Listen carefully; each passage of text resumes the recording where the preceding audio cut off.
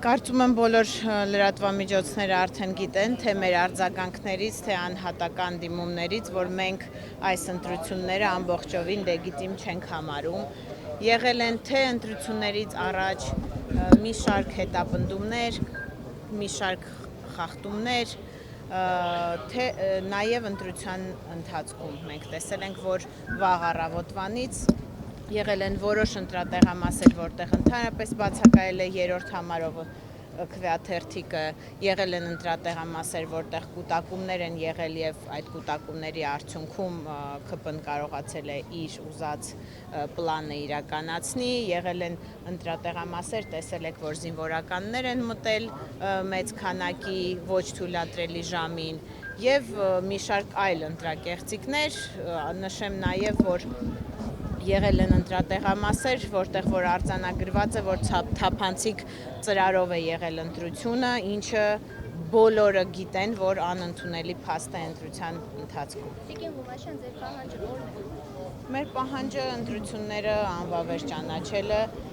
որպեսզի մենք կարողանանք եւս մեկ անգամ մեր ժողովրդին հնարավորություն տանք իրենց ընտրությունը կատարել։ Այդ հարցը այսօրվա նիստում եք։ Նաև այսօրվա նիստում մի քանի հարց է քննվելու, նաև մեր լիազոր ներկայացուցիչները մեր դիրքորոշումը հայտնելու են նիստի շրջանակներում։ Այսինքն դուք վստահում եք Նիկոլ Փաշինյանին եւ կարծում եք, որ հերթական անգամ ընտրության գնալիս կեղծումներ չեն լինելու, ժողովրդավար ձևով, թափանցիկ ձևով։ Ոչ, մենք չենք վստահում Նիկոլ Փաշինյանին, պարզապես մենք ավելի ուշադիր ենք լինելու եւ ավելի հետեւողական, հաշվի առնելով այդ բոլոր ապօրինությունները, որոնք տեղի ունեցել հունիսի 7-ին։ Ընդմանդատները վերցնելու քննարկում ձեր թիմում գնում է։ Իհարկե մենք այդ հարցը քննարկել ենք, դիրքորոշումը կհայտնենք, կարծում եմ մի քանի օրից։ Ձեր թիմակիցը ասում էր, ձեր թիմակիցներից մեկը չեմ հիշում, ասում է, որ սադրում են ձեզ, որպեսզի դուք դուրս գաք փողոց եւ փողոցային պայքար մղեք։ Ով է սադրում։ Գիտեք, մեզ համար մեր հայ ազգը, մեր հայրենակիցները բացարձակ արժեք են եւ մենք հասկանում ենք, որ եթե փողոցային պայքարը սկսվի, ապա շատ անկանոն եւ զոհերով լի կլինի, այդ իսկ պատճառով մենք այդ քայլի չենք գնում, մնում ենք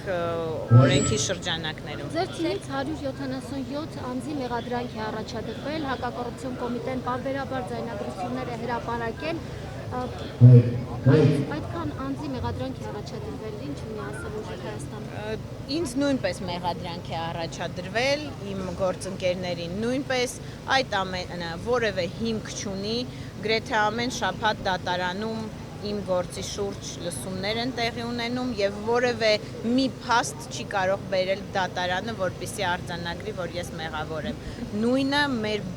իմ բոլոր գործընկերների շուրջ է կատարվում, բոլոր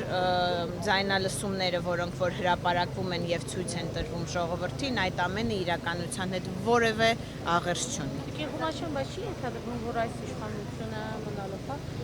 իշխանության կարգավիճակում դատարանների վրա այսպես ակնաճիշտներ են լինում մեղադրական դատավճիռներ կլինեն նաև ձեզ, նաև ձեր թիմակիցների։ Հարցը նորից կկրկնեք, չլսեցի։ Ասում եմ, չեք ենթադրում, որ այս իշխանությունը, որ ակնհայտ ճնշումներ է գործադրում դատավորների դատական համակարգի նկատմամբ, այսպես մեղադրական դատավճիռներ կլինեն ոչ միայն ձեր թիմակիցների, որոնց մեղադրանք է առաջադրված, այլ նաև ձեր նկատմամբ։ Մենք գիտակցում ենք, որ դատարանները ցավոք սրտի այս պահին գտնվում են իշխանության ճնշումների տակ։ Մենք կոչ ենք անում բոլոր դատավորներին հավատարիմ մնան իրենց երդմանը եւ օբյեկտիվ որոշում կայացնեն։ Ձեր դաշինքի առաջին համարը եկել է այսօր ներկա է։ Մի քիչ առաջ միասին էինք, կարծում եմ հիմա կմոտենա, միասին դուրս եկանք գրասենյակին, այո, իհարկե։ Տիկին Ղումաշյան, մանդատներ վերցնել չվերցնելու մասով ընդդիմադիր մյուս ուժերի հետ արդյոք քննարկումներ լինում են եւ վերցնելու եւ չվերցնելու մասով միասնական է լինելու որոշումը։ Ես կարող եմ մեր ուժի մասով ասել, որ քննարկումը եղել է եւ դա կհրապարակվի, կարծում եմ 1-2 օրվա ընթացքում։ Բաժանորդագրվեք Արմաթ մեդիայի ալիքներին սոցցանցերում, հետևեք մեզ նաև Արմաթ Մեդիա AM կայքում։